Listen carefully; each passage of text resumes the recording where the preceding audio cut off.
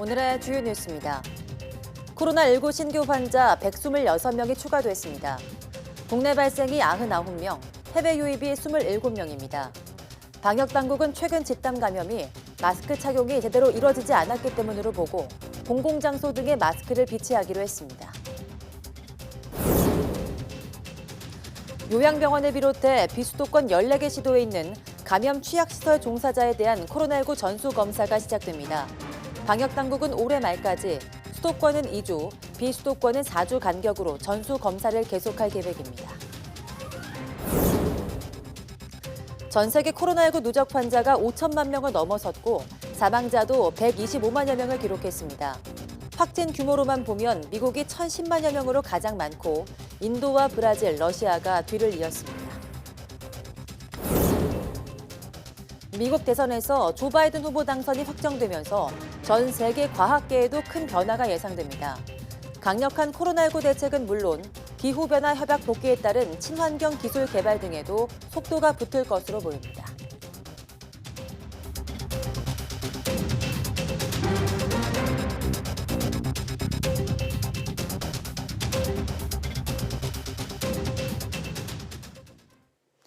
여러분 안녕하십니까? 11월 9일 사이언스 투데이입니다.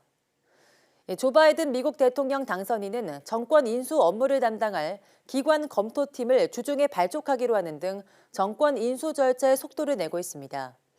선거 패배 승복을 거부하고 있는 트럼프 대통령은 또다시 트윗글을 통해서 선거 조작 의혹을 제기하며 소송전으로 끌고 가겠다는 의지를 재확인했습니다. 보도에 박상남 기자입니다. 현지 시간 토요일 저녁 대선 승리를 공식 선언한 조 바이든 미국 대통령 당선인. 일요일 아침 가족과 함께 자신의 고향인 델라웨어주 윌밍턴의 한 성당 미사에 참석하는 것으로 하루 일정을 시작했습니다. 이어 지난 2015년 뇌종양으로 숨진 장남의 묘소를 찾았습니다. 도널드 트럼프 대통령이 대선 결과에 승복하지 않고 소송전을 예고했지만 바이든 당선인은 정권 인수 절차에도 속도를 내고 있습니다. AP통신은 바이든 당선인이 이번 주 중에 기관 검토팀을 발족한다고 보도했습니다.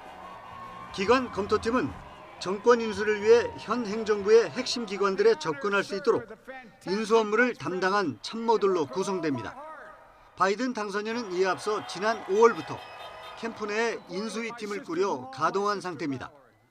한편 대선 결과 불복 의사를 굽히지 않고 있는 트럼프 대통령은 일요일 아침 또 다른 트윗글을 올려 선거 조작 의혹을 거듭 제기했습니다. 그는 선거 조작이 있었다는 많은 증언이 있다면서 지금은 개표를 집계하는 단계라고 주장했습니다. 그러면서 우편투표 인증 시스템에 문제가 있다면 선거 전체에 심각한 영향을 미치는 것이라며 우편투표 전체에 대한 문제를 제기했습니다. 대선 결과가 바뀔 가능성이 거의 없다는 대다수 전문가들의 전망에도 불구하고 대규모 소송전을 공언하고 있는 트럼프 대통령. 토요일에 이어 일요일에도 골프장을 찾는 모습이 카메라에 잡혔습니다. YTN 박상남입니다. 도널드 트럼프 미국 대통령이 자신의 대선 패배에 불복한 가운데 부인 멜라니아 트럼프 여사는 승복이 필요하다는 입장을 갖고 있다고 CNN 방송이 현지 시간 8일 보도했습니다. CNN은 멜라니아 여사가 트럼프 대통령에게 대선 패배 수용을 얘기하는 이들 중 한 명이라며 소식통을 인용해 전했습니다. 그러면서 트럼프 대통령이 승복할 때가 왔다고 조언하는 내부 그룹의 의견이 커지고 있으며 멜라니아 여사도 여기에 합류했다고 말했습니다. CNN은 멜라니아 여사가 선거에 관해 공개적으로 언급하진 않았지만 비공개적으로는 자신의 의견을 제시해봤다고 소식통을 인용했습니다. 앞서 CNN은 트럼프 대통령의 사위인 제러드 쿠슈너 백악관 선임 보좌관이 선거 결과 승복과 관련해 트럼프 대통령과 접촉했다고 보도했습니다. AP통신은 쿠슈너 보좌관은 트럼프 대통령이 선거 결과를 받아들이지 못한다고 하더라도 결과 수용을 촉구해왔다는 점을 다른 이들에게 언급해왔다고 보도했습니다. 조지 워커 부시 전 미국 대통령은 현지 시간 8일 대선은 공정했고 결과는 분명하다며 조 바이든 대통령 당선인의 대선 승리를 축하했습니다.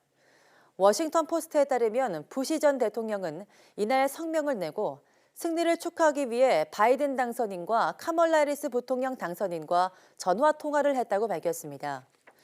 부시 전 대통령은 공화당 소속으로 같은 공화당 소속인 도널드 트럼프 대통령이 대선 결과에 불복한 가운데 바이든 당선인의 승리를 인정한 겁니다.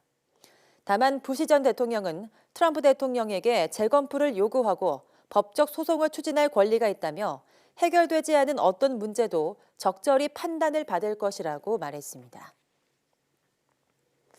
조 바이든 민주당 후보가 미국의 새 대통령으로 당선되면서 세계를 주도하는 미국의 과학 정책에도 상당한 변화가 있을 것으로 보입니다.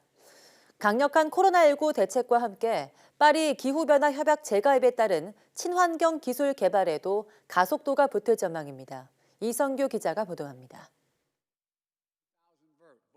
조 바이든 후보의 당선을 가장 반기는 곳 가운데 하나가 미국의 과학계입니다.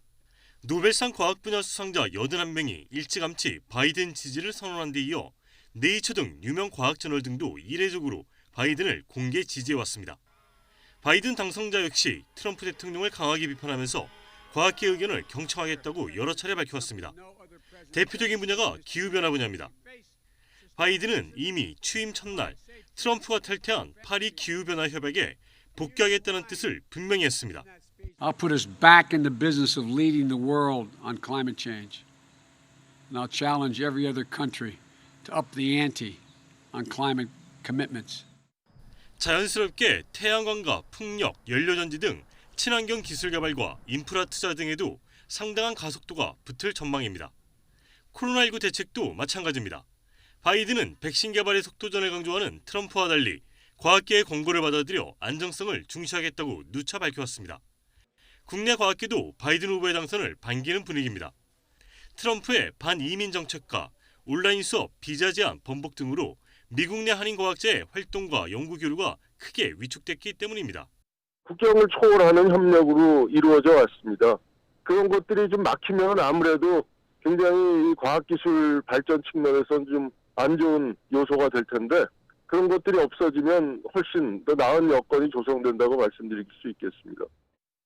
대신 트럼프가 공을 들였던 우주개발과 방위산업 등은 정책 우선순위에서 뒤로 밀릴 가능성이 큽니다. 주요 과학정책에서 트럼프와 대척점에 있던 바이든의 당선으로 미국은 물론 전 세계 과학계도 새로운 전환기를 맞을 것으로 보입니다. YTN 사이언스 이성규입니다. 중국도 바이든 당선인의 승리를 기정사실로 보면서 미국과의 관계 개선에 기대감을 보이고 있습니다. 중국은 또 트럼프 대통령이 남은 임기 동안 중국을 더 거세게 몰아붙일 수도 있다고 우려하고 있습니다. 베이징에서 강성홍 특파원이 보도합니다. 중국 관영 매체들은 조 바이든 당선인의 승리를 확정적으로 전했습니다. 선거인단 과반 확보와 바이든 당선인의 승리 선언을 근거로 대세가 판가름 났다고 보는 겁니다. 美国民主党总统候选人前副总统拜登在2020年美国总统选举中已经获得超过270张选举人票。 중국은 트럼프 대통령이 패배를 인정하지 않고 소송에 나섰다는 점에도 주목하고 있습니다. 관영 매체들은 두 후보 간 표 차이가 작아 미국이 사실상 분열된 상태라고 진단하고 있습니다. 拜登和支持特朗普的人群这两个群体之间经常会出现言语甚至是肢体上面的一个冲突。 바이든의 당선이 굳어졌지만 중국에서는 트럼프 대통령의 행보에도 우려를 나타내고 있습니다. 남은 임기 동안 지지자 결집을 위해 중국을 더 거세게 몰아붙일 수도 있다고 보기 때문입니다. 대선 불복 소송에서 유리한 고지를 차지하려고 중국 때리기를 카드로 쓸 거라는 분석입니다. 바이든 행정부의 출범을 전제로 협력의 돌파구를 찾을 수 있다는 기대감도 나오고 있습니다. 코로나19 백신과 방역 그리고 기후변화 대응 등에서는 얼마든지 협력이 가능하다는 관측입니다. 반대로 바이든 행정부가 전통적 동맹을 강화해 중국을 고립시킬 거라는 전망도 계속되고 있습니다.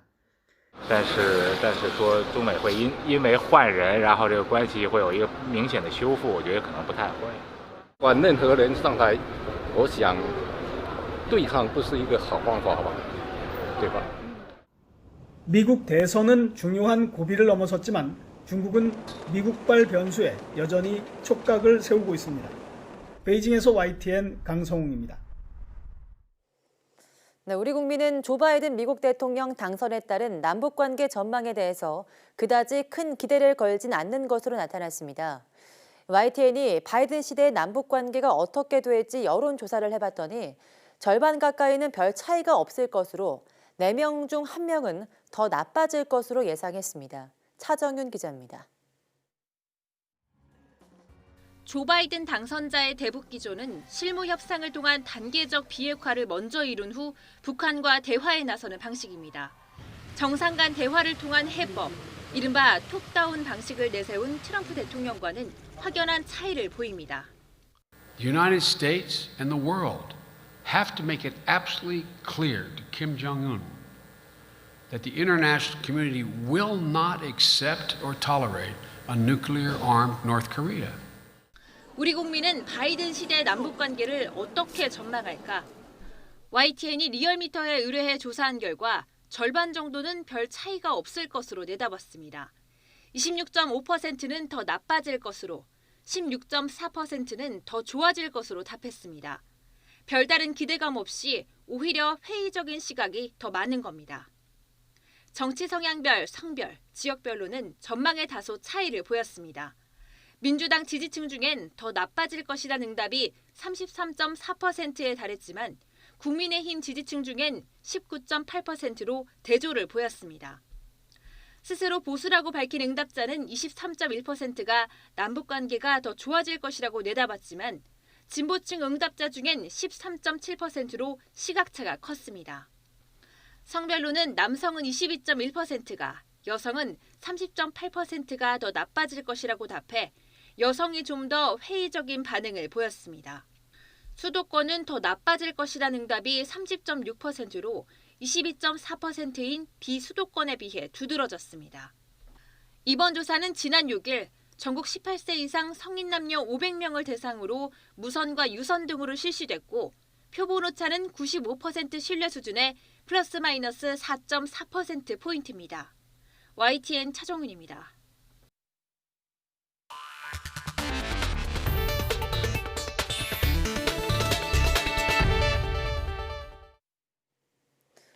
코로나19 신규 환자가 126명으로 이틀째 세 자릿수를 기록했습니다. 검사 건수가 6,319건으로 평일 절반 수준이었지만 확산세가 계속된 겁니다. 중앙방역대책본부는 오늘 0시 기준 국내 확진자가 27,553명, 사망자는 2명 늘어난 480명이라고 밝혔습니다.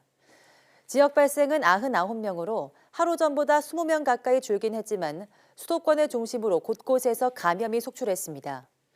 서울 39명, 경기 21명, 인천 1명 등 수도권에서 61명이 확진됐고 강원 11명, 충남 10명, 대구 6명, 경남 4명, 전북 3명, 충북과 전남에서 2명씩 감염됐습니다. 신규 해외 유입 증가세도 이어져 모두 27명이 확진됐는데 이 가운데 11명이 입국자 검역에서 확인됐습니다. 위중증 환자는 1명 줄어 누적 57명이 됐고 완치 환자는 61명 늘어 격리 해제 누적은 25,029명에 달합니다. 네, 요양병원 등에서 코로나19 감염이 잇따르는 가운데 정부가 비수도권 지역에 있는 감염 취약시설에 대한 전수검사를 확대합니다. 중대본은 오늘부터 수도권 이외 지역 14개 시도 전체를 대상으로 감염 취약시설 종사자와 이용자를 대상으로 전수검사를 실시한다고 밝혔습니다. 정부는 올해 말까지 수도권은 2주, 비수도권은 4주 간격으로 추가 전수검사를 해서 감염 확산을 막는다는 계획입니다. 앞서 방역당국은 수도권과 일부 지자체에서 취약시설 종사자 등을 선제 검사한 결과 7곳에서 환자 38명을 확인했습니다. 중국이 코로나19 재확산을 이유로 영국과 인도 등 일부 국가에 대해 다시 외국인 입국 금지 조치를 취한 가운데 한국발 입국자에 대해선 코로나19 검사를 2번 받을 것을 요구했습니다. 우리나라 주재 중국 대사관 측은 오는 11일부터 한국에서 중국으로 가는 모든 항공기 탑승자는 48시간 이내에 받은 핵산 검사 음성증명서 2장을 제출해야 한다고 공지했습니다. 주한 중국 대사관은 또 2개의 지정 의료기관에서 3시간 이상 간격으로 받은 핵산 검사여야 유효하다고 덧붙였습니다. 중국 주재 우리나라 대사관은 이와 관련해 오는 11일 이후 중국을 방문할 예정인 사람들은 반드시 주한 중국 대사관의 공지 내용을 사전 숙지해달라고 당부했습니다. 중국 당국은 최근 코로나19 재확산으로 해외 유입 우려가 커졌다면서 영국과 프랑스, 인도, 러시아, 이탈리아 등 10여 국으로부터 중국인이 아닌 외국인의 입국을 금지하고 있습니다. 한국의 경기 회복 정도가 선진국과 신흥국을 포괄한 주요 국가 가운데 중위권 수준인 것으로 나타났습니다. 국제금융센터에 따르면 미국 싱크탱크 브루킹스 연구소와 영국 파이낸셜 타임스의 세계 경제 회복 추적 지수, 즉 타이거 지수 집계에서 한국은 8월 현재 마이너스 0.76을 기록했습니다. 타이거 지수는 각종 경제, 금융 지표와 신뢰 지수 등을 활용해 경제 흐름을 추적하는 지수입니다. 한국의 8월 타이거 지수는 아일랜드, 터키 등에 이어 비교 대상국 23곳 가운데 9위에 속했습니다. 미국과 이탈리아 등에서 코로나19 신규 확진자가 연일 최다치를 기록하는 가운데 전 세계 코로나19 누적 확진자가 5천만 명을 넘어섰습니다. 국제 통계 사이트인 월드오미터에 따르면 오늘 새벽 현재 전 세계 코로나19 누적 확진자는 5,040만여 명으로 집계됐습니다. 누적 사망자는 125만여 명에 이릅니다. 지난달 17일 4천만 명을 넘어선 이후 23일 만에 1,000만 명이 더 늘었습니다. 미국이 1,010만여 명으로 가장 많고 인도 850여만 명, 브라질 560여만 명, 러시아 170여만 명 등의 순입니다. 네, 우리나라 국민의 1인당 플라스틱 소비량은 세계에서 가장 많은 편입니다. 이런 플라스틱이나 비닐 소비량을 줄이기 위해서 환경표지 인증 제도가 시행되고 있는데 정부와 국민이 더 적극적인 관심을 가져야 효과가 있을 것으로 보입니다. 김학무 기자입니다. 환경단체 등에 따르면 우리나라 국민이 쓰는 페트병이나 일회용 플라스틱, 비닐봉투 등은 1인당 연간 약 11.5kg, 세계 최고 수준입니다. 게다가 최근 코로나19로 배달 문화가 확산하면서 일회용 플라스틱 사용량이 오히려 더 늘었습니다. 마치 가느다란 가래떡 같은 흰색 물질이 끊임없이 만들어져 나옵니다.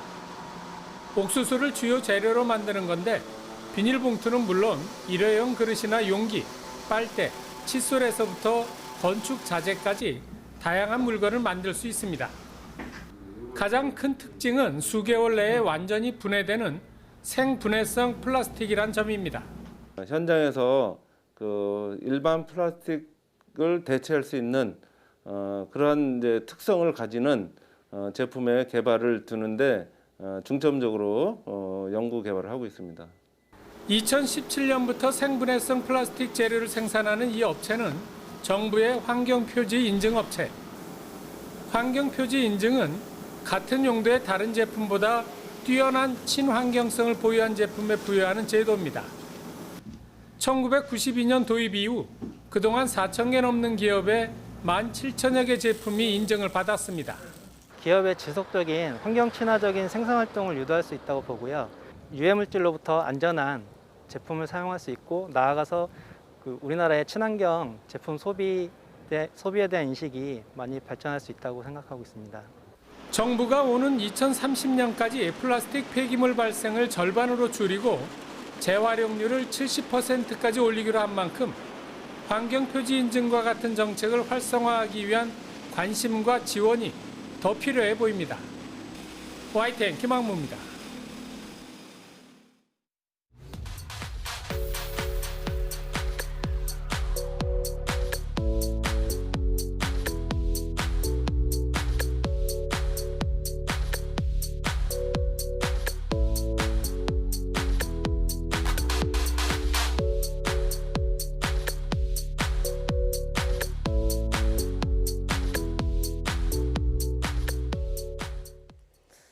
네, 오늘 올가을 들어 가장 추운 날입니다. 서울의 체감 온도는 영하권까지 내려갔는데요. 이럴 때 특히 주의해야 할 질환 중 하나가 바로 심혈관 질환입니다. 오늘 오후 사이언스투데이 내문 보고서에서 인천 성모병원 심장혈관내과 최익준 교수 모시고 심혈관 질환에 대한 이야기 나눠보겠습니다. 많은 시청 바랍니다. 함께해 주신 여러분 고맙습니다.